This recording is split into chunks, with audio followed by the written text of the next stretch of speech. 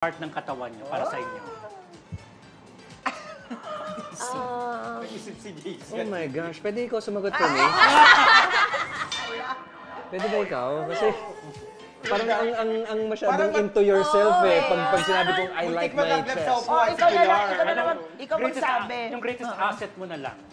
Sa palagay. Hindi ko rin masabi kasi eto in full honesty, I'm not into myself talaga. So kung ano yung nakikita niyo sa TV, yun lang yung na-appreciate nyo. So, ako, sa sarili ko, mag-decide. So, hindi ko poll alam. question. Kayo na lang, kayo na lang magsabihan.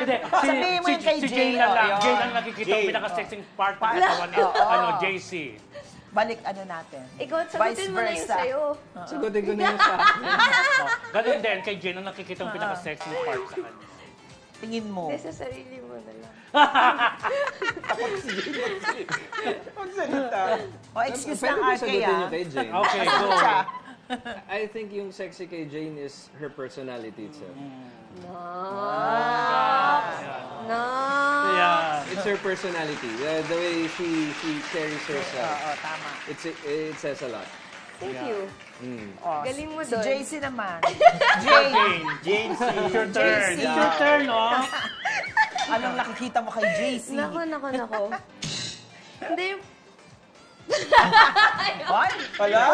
Funny pala Hindi, nakikita niya sasabihin ko sa sana kasi baka sabihin mo gaya-gaya. Hindi, pagiging decent niya kasi as a guy. Talagang you're respectful, pero at the same time,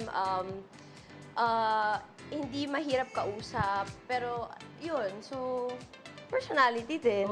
Baka kailangan lang natin siguro alisin sa isipan ng mga tao na ang Sexy kasi ay... is not just Hindi the lang physical. body. Physical Yes. eh. Sometimes it's It's the the humor. confidence, it's the correct. humor, Confidence, yeah. Yun nagpapasaya.